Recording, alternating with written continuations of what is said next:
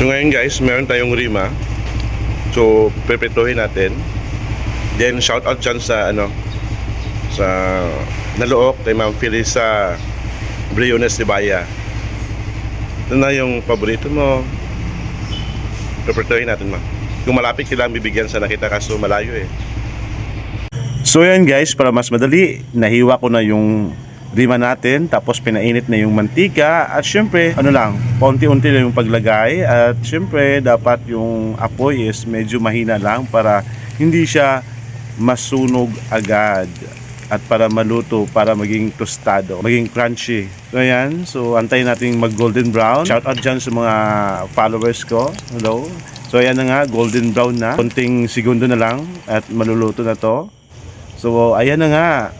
So, tostado na. Crunchy na yan. So, ayan. Haunguin na natin para hindi siya masunog. Kasi pag masunog to, tsak! Siyempre, alam mo na, mapait.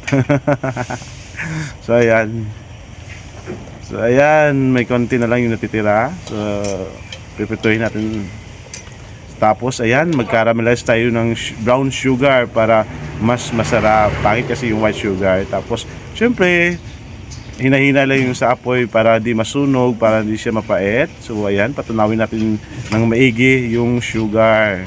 Tapos, ilalagay natin yung rima na pinirito natin. So, ayan.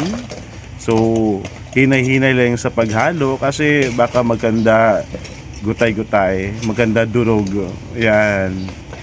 Wow, ang sarap ng amoy. So yan, hinay-hinay lang. Hinay-hinay lang. Shout out dyan pala kay Auntie Mirasol Braulio dyan sa Banga sa nagbigay ng rima na ito. At kay shout out dyan kay Sir Rinaldo Delgado sa Netherlands. So ayan nga, luto na yung rima natin. So titikman natin. Ayan.